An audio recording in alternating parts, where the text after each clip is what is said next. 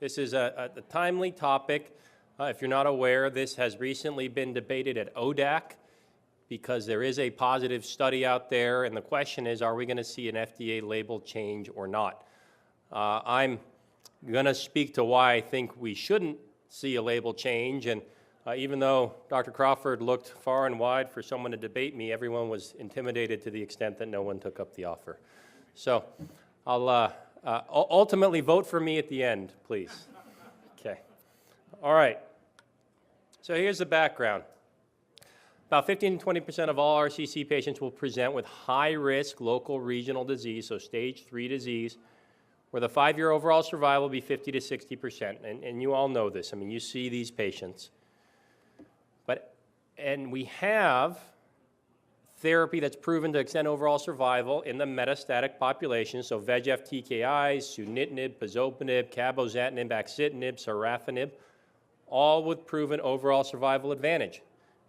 So in oncology, the standard paradigm in advanced disease is prove a drug in the metastatic setting, usually last line, and then start moving it forward. First line therapy, adjuvant therapy, neoadjuvant therapy, with the general belief that if something is beneficial in the metastatic setting, it should be beneficial in the adjuvant setting. And of course, the point of adjuvant therapy is to improve cure rates.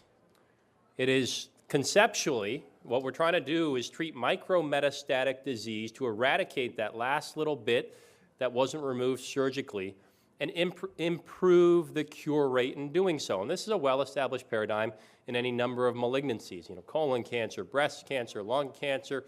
This is all standard of care. Having said that, the fact of the matter is that it is not automatically true that what works in the metastatic setting will necessarily work in the adjuvant setting. And we've seen this with multiple drugs over time. Adjuvant therapy studies that fail despite very effective drugs for the metastatic setting. So we cannot extrapolate from metastatic care to adjuvant care. We have to do the studies and prove the point.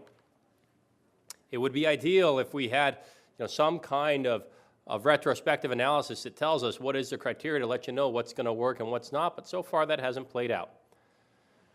So what we have in our data set here is 2 large randomized phase 3 studies of adjuvant sunitinib.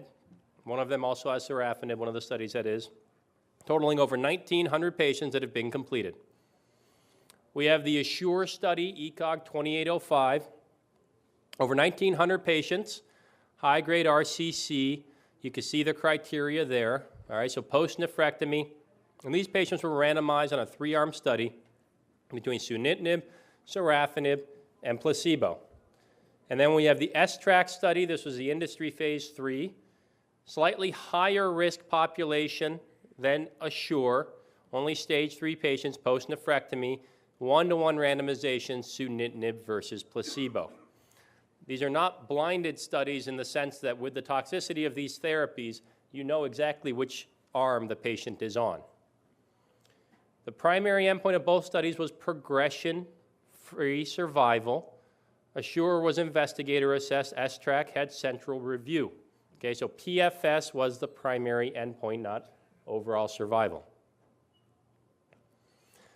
The results of these studies, looking at them side by side, on an intent-to-treat patient basis, in ASSURE you had 647 patients on sunitinib, and STRAC you had 309. Disease-free survival was roughly similar, somewhere in this 5.5 to 7-year range. 5-year disease-free survival, like you see there, fairly similar, 55% in ASSURE with adjuvant sunitinib, 59% with STRAC, even though that was a slightly higher risk population. And you see that the hazard ratio for disease-free survival was negative.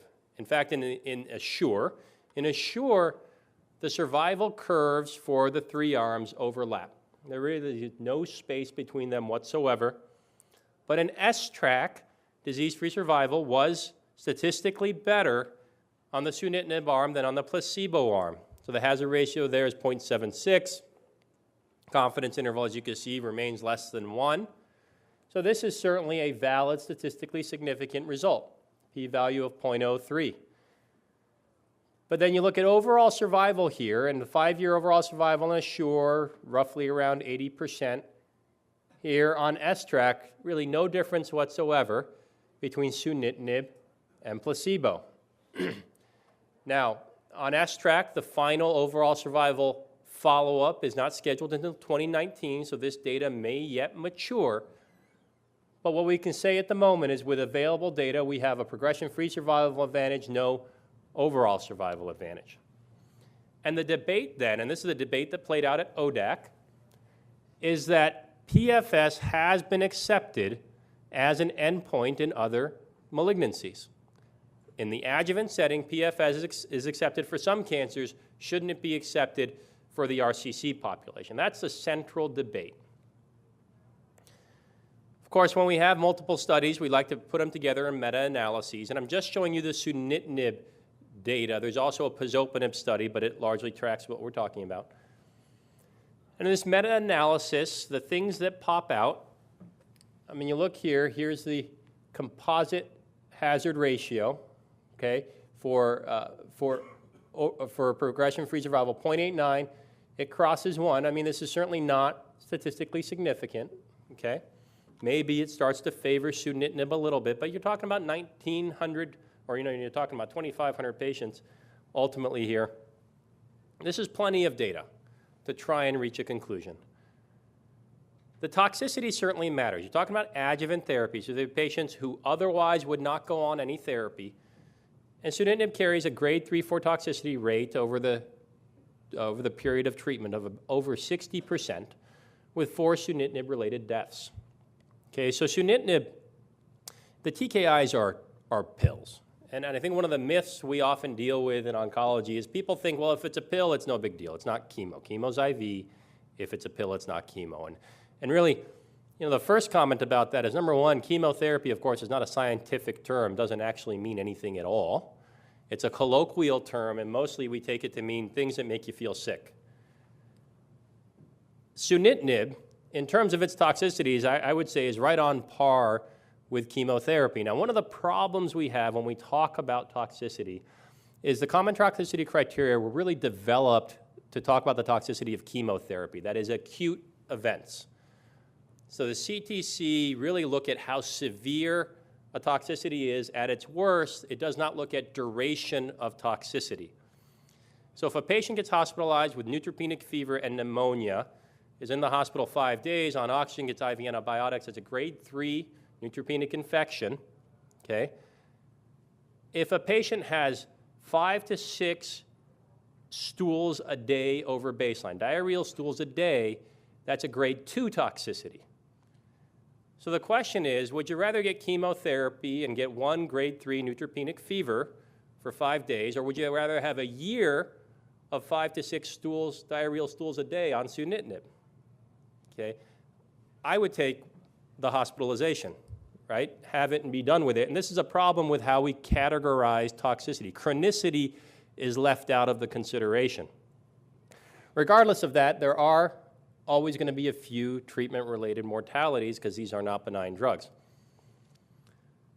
All right, so the investigator-assessed disease-free survival on S-track. And this is a point that comes up. The investigator-assessed endpoints for DFS, don't always translate very well when you have central review.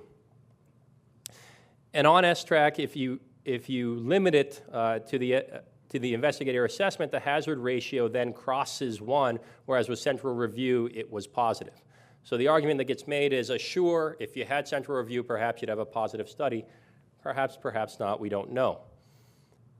But on ASSURE, they point out the fact that you're looking at a higher risk population. Only 30% of the patients on, S-track's higher risk. Only 30% of the patients on ASSURE would have made it onto S-track. So perhaps what we should do is disregard the ASSURE data, which is dragging that meta-analysis towards non-significance, and focus only on the S-track data, since that's the one that's positive. And we understand that argument, right? I mean, they're different studies. You try not to do cross-study comparisons. Inclusion criteria are different. So what do you do with this? And the fact of the matter is, the reason this is a reasonable pro-con debate is because when ODAC voted on this, they split 6-6. So reasonable people can disagree. Okay, you have a drug, we'd all like to use it. One of the traps we get caught in, there's a couple of insidious traps in oncology. One is the argument that we have high-risk disease, we know this is going to recur, you have to do something. Anything, just do something, right? And that is an unhealthy way of thinking. That's not a helpful way of thinking when we're talking to our patients, but it drives a lot of decisions, right? The desire to do something. I would argue it is never the right answer. The right answer is to do the right thing, okay, and that should be data-driven. The other trap we get caught in is the argument that you have to give the patient hope. At least if you're giving them something, they feel some degree of hope. That argument was made by some of the members of ODAC that voted on the positive side to say we should approve this drug. The comment was actually made, I'm not sure it's working or not, but at least it gives the patient hope. For my part, I'm not a purveyor of false hope. I only give treatment because I believe there's an actual chance it's going to help. Now, by the time ODAC met, they had the overall, they had an updated overall survival data, but even still, here it's negative. And I would argue, and this is the heart of the argument, that overall survival is what matters, okay? We expect, if you read between the lines of the various comments that were made, FDA is not bound by ODAC, but when it's split, it means FDA can do whatever it wants, and I think there's an expectation that we'll see this approval, but I don't know, we'll see. So the pitfalls of this, the argument that gets made is disease-free survival is an appropriate endpoint because it is appropriate in other diseases. It's used in melanoma, in colon cancer, in breast cancer. Overall survival takes too long to achieve. We have this data today in 2017. Should we wait until 2019 when there's going to be thousands of patients between now and then that could take advantage of this data? We understand that argument. Okay? It is important to be as efficient as possible in getting positive data and positive treatment outcomes to our patients without any question at all. But the problem, I've got children, I think a lot of you do, this argument that everyone else is doing it, why can't I, of course, is never a legitimate argument, okay? It's not just the disease, but the mechanism of action matters. What I point out, and we had these conversations at Mayo when these studies initially came along, I was frankly uninterested in opening these studies because there has never been a single VEGF-directed therapy that worked in the adjuvant setting in any malignancy. VEGF therapy, so anti-vascular endothelial growth factor, exerts most of its effect by acting on angiogenesis. Ultimately, most of the effect of these drugs is not directly on the cancer cell. It's more on the tumor microenvironment. Now, perhaps in RCC, with activation of VHL, there is a reason why there's a mechanistic effect on RCC cells, but nevertheless, mechanism of action matters. You can't extrapolate what works for a chemotherapy study and apply it to a tyrosine kinase inhibitor. Overall survival data is currently negative and it's currently pending. We have already seen in the cancer world drugs that got approved based upon the PFS data, and then the overall survival data matured, we see no advantage, and then those approvals were turned around. We saw this with bevacizumab in breast cancer. And this was a scandal to take the drug away after it had already been approved. Now you had the Susan G. Komen army marching on Washington saying this is unconscionable, you can't take patients off drug, it's working for them, despite the fact that you now had a negative study. So there is harm done by jumping too quickly and saying let's go ahead and approve this drug, because it's awfully hard to reverse something after it's already been approved. But why should it be overall survival? One of the things I argue is it's not how you start the race, it's how you end that matters. What my patients really want is they want me to treat them in the way that gives them the longest survival with the highest quality. And the patient doesn't care at the end of the day if you achieve that with one drug or 12. Whatever adds up to highest quality for longest time is what they want, okay? In other malignancies, surrogacy has been proven. The great example here is colon cancer. In colon cancer adjuvant studies, there's been now dozens of these studies, so they can do meta-analyses of tens of thousands of patients, and it's been proven that disease-free survival is predictive of overall survival. In that setting, it is absolutely legitimate to say we're going to use DFS as a surrogate, right? Once you've looked at tens of thousands of patients, you can make that statement. We do not have that data in RCC. We have to worry about the fact that cross-resistance between VEGF therapies occur. So it's possible that the placebo patients, even if you hold off disease in the beginning, it's possible the placebo patients are going to get the same benefit later on. So this gets to the point of my patients don't care how many therapies or how we get where we're going as long as we get the best result in the long run. If you can get the same outcome with less therapy, it means your patient has higher quality of life. I want to give the patient the minimum amount of therapy that's necessary to achieve the optimal outcome. And this has been seen in multiple other cancers, breast cancer, ovarian cancer, where over-treatment is a real problem. In lung cancer, randomized clinical trials have proven that in stage 4 disease, early palliative care leads to longer life than ongoing chemotherapy. Okay? So if you can get the same outcome but start therapy years later, why wouldn't you do that? I think most people would. All right. And now this is one of my real problems with these studies. When does a metastasis become a metastasis? Disease-free survival is characterized by the appearance of a new lesion, but this depends on size criteria, and this depends on the power, the ability of your test to find very small disease. Anti-VEGF therapy decreases neovascularization. We know that RCC is a highly vascular tumor. And when you resect an RCC, it's not as if you're talking about 100% tumor cell content. A lot of what is in that tumor is, in fact, connective tissue, blood vessels, benign, healthy tissue. So it's entirely possible that all you do by giving early anti-VEGF-directed therapies, you delay the time until the tumor is large enough to be visible on a scan. You've made it look smaller.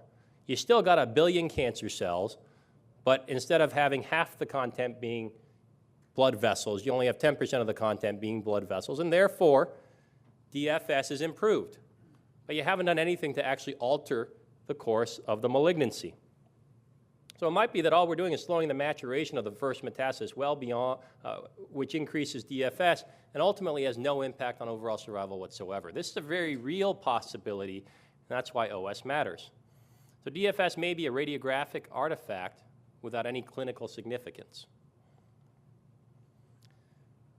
So I don't think sunitinib is ready as adjuvant therapy. In my clinic today, I tell patients nothing has been proven to improve your survival.